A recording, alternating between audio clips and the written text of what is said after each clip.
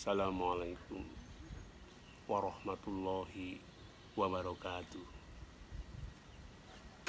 Alhamdulillahirabbil alamin wa bihi nasta'inu ala umuri dunya waddin wa ala alihi washabbihi ajma'in. Rabbi shrah sadri wa yassir li amri wahlul 'uqdatam min lisani yafqahu qawli. Amma ba'du. Ilahi anta maqsudi wa ridhoka matlubi atini mahabbatak wa ma'rifatak. Rekan-rekan yang berbahagia, selamat berjumpa kembali dengan saya di acara kajian spiritual pencarian Tuhan. Kali ini saya ingin membahas dalam suasana yang mencekam. Kita tidak boleh menyepelekan kematian.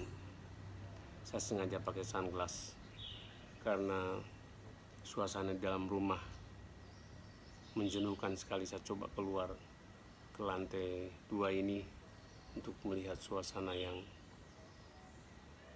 terang benderang dan berjemur sedikit kena matahari supaya badan menjadi segar kembali.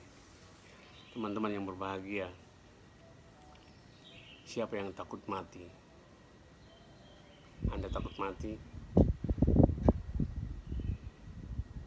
Mati adalah salah satu kesukaanku di dunia ini. Itu kata Sayyidina Abu Dzar, sahabat Rasulullah SAW. Ketika Sayyidina Abu Dzar ditanya oleh Rasulullah SAW, apa kesukaanmu di dunia ini, wahai Abu Dzar? Lalu Abu Dzar menjawab, aku suka 3 perkara di dunia ini. Yang pertama adalah lapar, yang kedua adalah sakit, dan yang ketiga adalah mati. Jawab Sayyidina Abu Dzar. Lalu Rasulullah SAW bertanya kembali, kenapa wahai Abu Dzar engkau menyukai 3 perkara tersebut? Aku suka lapar karena lapar dapat membersihkan hati. Aku suka sakit karena sakit dapat mengurangi dosa-dosaku. Dan aku suka mati karena aku dapat bertemu dengan kekasihku Allah Subhanahu wa Ta'ala. Luar biasa. Dan masuk, logikanya masuk. Karena orang yang mencintai Allah tidak mungkin menolak bila diundang kekasihnya untuk kembali ke haribaannya. Saya pernah berbincang-bincang dengan Al-Mukarram Kiai Haji Muhammad Ali Hanafiah Akbar, sesepuh pondok pesantren Suryalaya, Korwil, Indonesia Timur. Dan beliau sekaligus seorang guru spiritual saya. Beliau mengatakan di sela-sela perbincangan secara informal, Pak, sebenarnya kematian itu bisa diprediksi. Maksud Ustadz, kata saya. Maksud saya, apa yang maksudnya orang yang berusia 40 tahun sampai 50 tahun itu tinggal menghitung tahun saja. Dan yang berusia 60 tahun itu tinggal menghitung bulan. Serta yang berusia 70 tahun ya tinggal menghitung hari, kata beliau. Tentu saja pernyataan beliau perlu diterjemahkan secara hakikat. Maksudnya apa? Maksudnya bukan orang yang berusia 70 tahun lalu sehari berikutnya setelah ulang tahun ke-70 ia mati.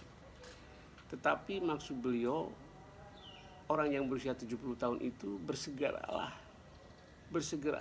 dengan penuh kesungguhan mempersiapkan diri, mempersiapkan bekal untuk menyongsong kehidupan di alam akhirat nanti. Artinya bahwa kita tidak boleh menyia-nyiakan nikmat usia yang dianugerahkan Allah dengan perbuatan yang tidak bermanfaat. Isilah hari-hari di usia senja ini dengan perbuatan yang selalu bernilai ibadah. Kita harus selalu ingat peringatan Allah dalam surat Quran, surat Al-Jumu'ah ayat 8. A'udzu billahi minasyaitonir rajim. Qul innal mauta alladhi tafirruna minhu fa innahu mulaqikum Summa turadduna ila alimil ghaibi wa syahadati fayunabbi'ukum bima kuntum ta'amalun. Sadaqallahul azim. Sesungguhnya kematian yang kalian hindari itu tidak akan dapat terelakkan. Kematian itu pasti akan menemui kalian. Kemudian kalian akan dikembalikan kepada Allah yang mengetahui semua yang gaib dan yang semua yang nyata. Dia akan memberitahukan kalian segala apa yang telah kalian lakukan. Lalu kita mau lari kemana? Mau lari kemana kalau ajal tiba menjemput kita? Sekali lagi saya katakan bahwa suatu saat kita akan berhadapan dengan syakaratul maut. Tidak terlepas COVID-19 ataupun itu sakit apapun, tetapi pada hakikatnya kita akan berhadapan dengan syakaratul maut. Oleh karena syakaratul maut itu merupakan momen yang sangat berat bagi setiap manusia, maka perlu dipersiapkan dengan sungguh-sungguh. Lalu persiapan apa yang paling sempurna untuk menghadapi syakaratul maut? Tiada lain kecuali talqinud zikri.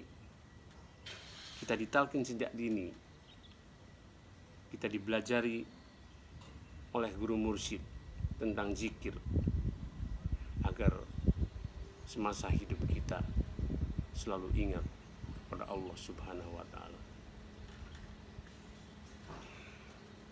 Teman-teman, zikir tidak akan memberikan faedah apapun kecuali melalui talqin zikir yang dilakukan oleh wakil talqin atas seizin seorang guru mursyid. Allah berfirman, yang artinya barang siapa yang banyak berzikir kepada Allah, baik laki-laki maupun perempuan, aku akan siapkan ampunan dan aku akan siapkan pahala yang agung. Luar biasa. Tanpa diminta, Allah sudah menyiapkan bagi orang-orang selalu ingat kepadanya. Mayoritas ulama tasawuf melalui ajaran thariqahnya menjadikan talqin zikir ini sebagai salah satu syarat dalam berthariqah. Karena isi atau rahasia di dalam thariqah memiliki keterikatan antara satu hati dengan hati yang lainnya sampai kepada Rasulullah Shallallahu Alaihi Wasallam yang bersambung sampai ke hadirat yang maha hak Allah Azza wa Jalla. Seseorang yang telah ditalqin zikir atau dibayat oleh guru mursyid kamil mukamil, berarti dia telah masuk ke dalam silsilah para kekasih Allah. Artinya apa? Artinya jika seorang berbayat berthariqah kepada guru mursyid satu thariqah, maka dia wajib hukumnya mengamalkan zikir yang dianjurkan dalam thariqah tersebut. Dan secara otomatis pula hukumnya wajib berusaha untuk mengamalkan, mengamankan, dan melestarikan ajaran thariqah tersebut. Karena orang yang berzikir dan telah ditalkin oleh guru mursyid sebuah thariqah itu ibarat lingkaran anak rantai yang saling bergandengan hingga induknya, yaitu Rasulullah Shallallahu Alaihi Wasallam.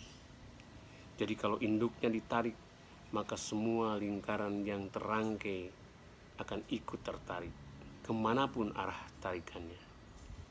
Sama halnya seperti silsilah para wali sampai kepada Rasulullah Shallallahu Alaihi Wasallam, itu bagikan sebuah rangkaian lingkaran-lingkaran anak rantai yang saling berhubungan.